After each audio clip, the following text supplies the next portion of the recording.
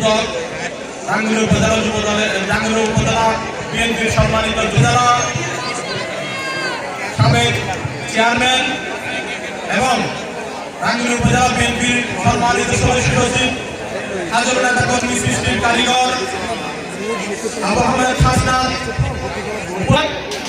আজকে বাংলাদেশের যে বৈষম্য বিরোধী আন্দোলন হয়েছে এবং ভবিষ্যৎ বাংলাদেশ বিনির্মাণের যে গঠনমূলক চিন্তাধারা আসছে, সেটা হচ্ছে ন্যাশনাল তারেক জিয়ার হাত ধরে।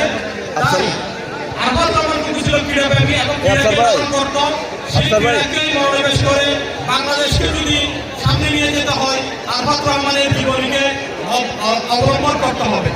সেই আরফাত রহমানের জীবনে যেটুকুই করেছে সে রাজনীতি করে নাই, একটা জিনিসই করেছে, বাংলাদেশকে ক্রীড়া ক্ষেত্রে সমৃদ্ধ করেছে।